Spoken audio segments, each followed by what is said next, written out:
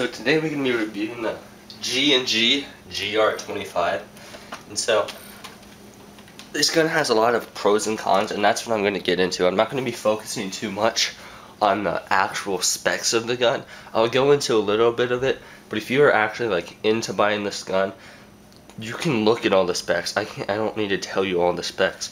There's other reviews on the specs, and even like if you're doing if you're looking to buy the gun, you're probably looking at two major stores, Airsoft GI and E-Bike, and both of them have all the specs basically on their site already. So me telling you isn't really going to help you. What I'm going to tell you is what's going to actually help you. They're my opinion of the gun, and then the pros and cons and things that I've noticed that weren't really mentioned on any other review. So first, this one a lot of people already know, but some people still have questions about it. You can't fit M4 mags in this. They're different mags. They're wider this way, and then they also are wider this way. And so I can get into all the reasons, but basically the reason it is because the real steel version doesn't fire an M4 round. It fires a different type round, which is bigger than the M4 round. So they made a bigger magazine for the SR25. Oh, does that mean it has more ammo? Not necessarily. This magazine only holds around 50 rounds. This one holds, I think this one was like 250 to 3. I'm not exactly sure, but that was the G&G. They both are the G&G mags that I have. And so the other thing is different between a lot of all the SR25s out on the market. However, this one has a standard version 2 gearbox. So if you take that apart, it's a standard version 2 gearbox, which is fantastic because you're able to do all these upgrades on it. And so due to the body being bigger here, something has to be different. And so what's different is the hop-up unit. Inside, you can kind of see it. It's elongated right there. Oh, whoops, my bad, guys. It's elongated there. And so that's what's different. So you can't put like your Pro Win hop-up in it. Oh, but Slash, there is Level Cap put a Pro Win hop-up in it. Well, he had it custom made. He had a spacer in between it for his Polar Star. So, I mean, you could if you were good with that, but not everyone's like that and able to do that, or being sponsored by like Polar Star and people like that, so that they can just do it for free or something. And so another thing is, I don't know if this is such a big point to everyone, but if you look at the very front of the gun, you're looking at the orange tip. And so yes, there's an orange tip on the main part of the gun, but there's also an orange tip on the silencer that comes with the gun. And so just a thing to point out with the silencer, when you putting on the silencer, you will see that a lot of the paint is getting shipped away. So that's just something that happens. So how to put the silencer on is you see these notches right there. You're gonna bring the silencer all the way back there. So you're gonna slide it on as smoothly as you can, and then you see how it's covering up the notches. You just slide this lever down, and boom, it's on there. It will wobble like side to side. It will like twist, but it won't come off at all. I'm gonna take that off.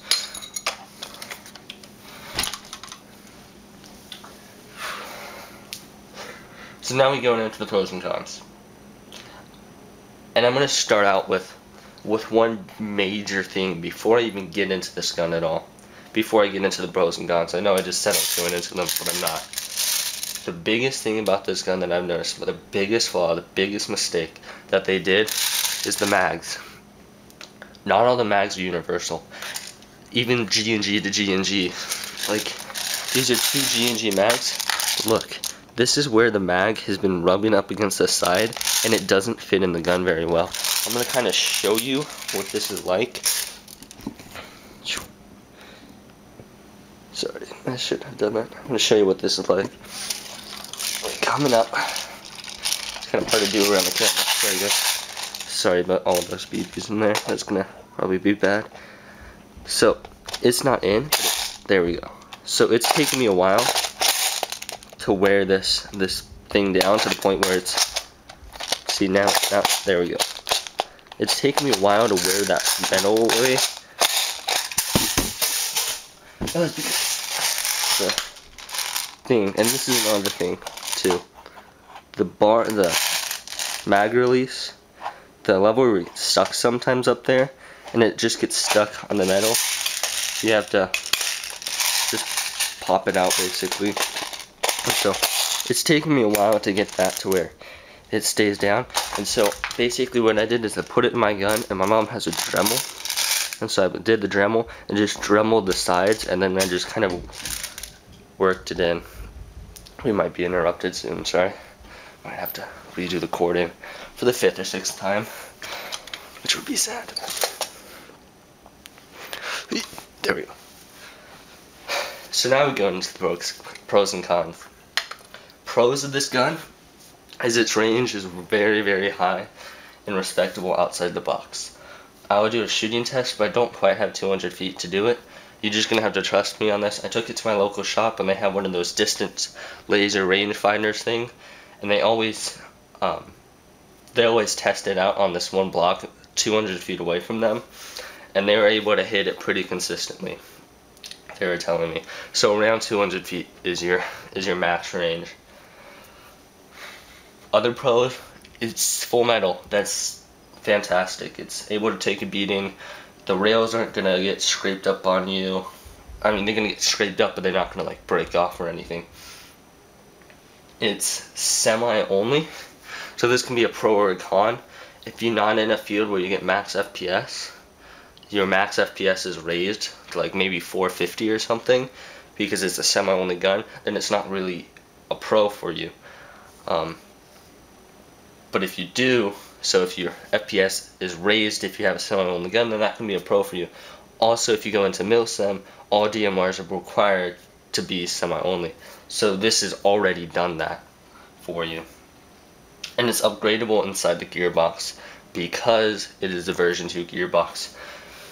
So the cons is if you're not using a 9.6 volt battery, lithium hydrate, or a 7.4 LiPo or 11.1 LiPo, which are the standard batteries, so most likely you're already using them and you can ignore this part. If you're not using those 3 batteries, to my knowledge, the motor will like half stroke, and so what will happen is it'll like half stroke and the trigger will get stuck and the gun is unoperational. And the way to undo that, if this ever happens to you, is you put an 11.1 volt LiPo in there. So basically, the battery I've tested it out with when I first started using the gun was an 8.4 volt LiPo, not LiPo, 8.4 volt nickel hydrate battery, and that happened all the time. So that, you just like, again, as I said, 9.6 volt nickel hydrate, 11.1 LiPo, or a 7.4 LiPo. Those are the standard batteries that basically everyone uses. So if I would like to recommend batteries, those are the ones I would get. I've not tried it with other battery types, and there's not too many other battery types to my knowledge. So, other cons, mags are expensive. They're about 30 bucks a piece, even the 50 round magazines. It's not like these are all of a sudden 10, which would be awesome, but they're not. I said, I'm sorry. 50 round magazine, 30 bucks. This is the high cap with the back door with all the BBs in it that are rattling and probably annoying your ears right now. That's 30 bucks too. So that's kind of a con. You know that kind of going in, so you should already expect that. And then to adjust the hop up, it's hard. For me, I found it was really difficult. I'm not talking about getting like into the gun. I'm not talking about getting into the gun like there and adjusting the hop up. I don't know what it is, but I took it into my shop and basically was like, hey guys, I can't adjust this hop up right. I can't get it to where it's firing at a decent thing. Is the gun broken, or I'm just stupid at adjusting the hop up? And they basically said you were just bad at adjusting the hop up. It's not like I'm bad, but it was just difficult for some reason. I've adjusted like many hop ups, but this one was difficult. And so now that I have the slide open, I'm basically going to go over to the front. Somebody showed me something. I can hold the slide. So what you do is you pull the slide back like so, then you push down right there. And so now it's holding it for you. And so now you can come over here. And now you guys always are interested in this, hearing the noise that it makes when the slide is going forward. So here we go. That's kind of an idea for you. Hopefully it's good enough for you guys. I don't have the best audio recording ever. To end this video, I'll go through the slide, going over the parts and everything, but checking if I have any other things. Oh yeah, the piston. Something in the piston tends to break with all these all the G&G GR25s. I haven't had the problem yet. I've been fortunate enough, but also I haven't been using this gun for like a year or so. So I don't quite know when it's going to happen, but I'm told it's going to happen. So that's another thing to keep in mind. If you have a local shop, that's probably not too much of a problem because they can probably fix it for you or something. But if you don't, then it might be a little bit of a problem if you don't know how to quite do it. So, gonna do a quick scroll through of the gun. We go into the back. There's this giant battery compartment. I mean, very, very spacious. I think I could fit two 9.6 volt nickel hydrate batteries in this. I think if you were good enough, I think you could. But it has a big battery compartment, and a big thing about this. Let's move on from the battery compartment because you guys probably get the picture.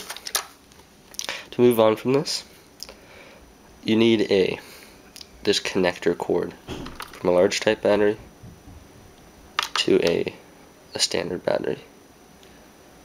So I'm gonna slide it back in. There we go. So you need that connector because unless you have like a large type battery, to my knowledge, but you just need that connector to use like standard size batteries that most of you guys have for your M4s and stuff. Now we move it up. Semi only, as I said before. If you want to take apart the gun, you just push this pin all the way through and it will slide out fairly easy. You have a nice markings here. You can kind of see the skull. It says 6mm pellet AG semi-auto system. I'm going to bring it back around this side, and it says G&G Armament Complete AEG Series. So, before this question gets asked, I am a right-handed shooter, and the mag release is for right hands only. Now we're going to get to the front, and I'm going to show you kind of how I have this set up. You get 3 of these handguards right here. It's this handguard. So it's normally like this. It's normally just like the rails. But you get 3 of these. And so I slid 2 of these rails on, and then I have a angled foregrip on the bottom. It's just easier to hold it. It makes me more steady when I'm out running around. Sorry about that. And then we're going to... So I have a scope up here, and then I have my angled foregrip. You can put a bipod. It's just kind of needless weight. I don't really think bipods are the greatest thing in airsoft unless you're using like a sport gun, where you have a very, very heavy gun that you need to be able to just lay down suppressing fire, kind of like a sport gun, as I said. But for my purpose, I don't really feel that I need it. I'm not staying on top of a building and just pelting people. I'm up on not the front lines, but I'm a little bit behind them, or I'm doing my own thing. So to end this video, we're gonna go over our alternatives. It's kind of a lot to drop $450 on this gun, and I can understand that very easily because it took me a long time to be able to get this gun. So what's another alternative to getting this? You could get the cheaper versions of the SR25s. I've heard good things about them, but I went with the G&G one because I heard nothing bad about it when I first got it. And then I instantly found out that those were wrong. There are many things wrong with this gun, and I tried to point them out my best. So what alternative would I have gone for? I would have gotten a full metal M4 body, because there's so many parts for an M4 that you can upgrade it all the way. The magazines are cheap. Most people already have M4s, so it's easy to do that. You already have the M4 mags. They're not very expensive. You can get parts for them very easily. You can upgrade the rails. You can make it look as cool as you want to. And then the only drawback to that I know of is a lot of people, I feel that they're like, oh, it's just another M4. I feel like a lot of people just don't like being normal, running with the standard M4. I'm not really like that, but I did get the SR25 because it looks beautiful. Yeah. So that's just another alternative that you're able to do. Just upgrade an M4 all the way up to a very nice DMR, and then you have to manually do it semi-only, which, if you have a shop or you're knowledgeable in airsoft, you can do by yourself fairly easily. Would I have gone that route? I don't know. So it's kind of up to you guys. I just laid out another alternative for you in case you were interested at all in maybe seeing a different thing that you could have done. So all in all, the G&G GR25 is a very, very high quality gun. It's very pretty, and it fires at really good range straight out of the box. It feels nice in the hand, and it's a fun gun to run with. So overall, I would give it a thumbs up. The gun, I like running it. It's very fun. I'm able to kind of assert my dominance on the field, if you know what I mean. So just to close it out, there's going to be a range shooting, and that'll be it for you guys. Here's the shooting test really fast. We're going to be using 0.25 gram BBs. I'm using the high cap brand. That really doesn't affect anything, but if you ever wanted to know, the mag isn't working again anytime. Let's see. Okay, I guess it just fired 2 bullets, whatever. So, first target the bird feeder. That is 85 feet away, and then that clear plastic thing that you see all the way back there is about 95 feet away. To get this started, you're going to hear kind of a delay between the bullet going out and then the gear going out, and that's just because of the camera, it's not actually the gun. So I'm going to do 10 shots in each one, target, and then I'll give you a percentage. I'm standing up, and I'm using an angled foregrip and a scope. The scope can't be calibrated. Keep that in mind again. So we're going to start out. Again, 0.25 gram BBs.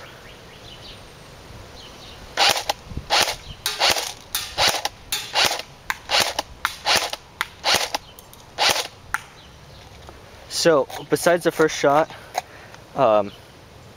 so that one I took 11 shots. I lied to you guys. The first shot I didn't count, so other than the first shot, I hit every single one. And that's again because I can't calibrate the scope.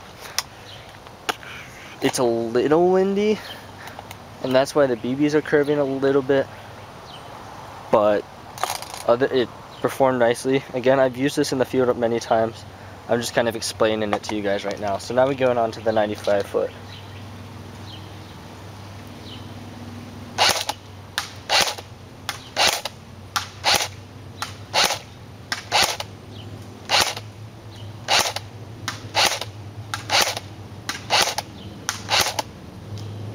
Okay, so what happened there, I don't know.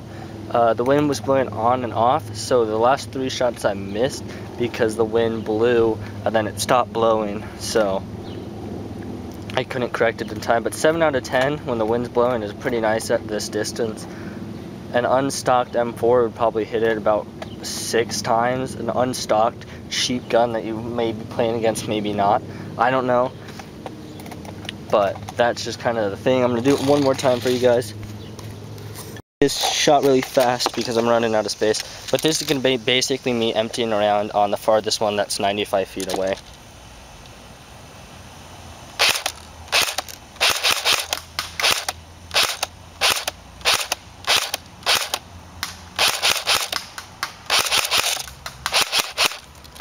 So that was the round. I missed 2 being safe. I probably only missed 1 right there. And I'm out of ammo. So that's a great way to end. Keep it real. Again. Peace.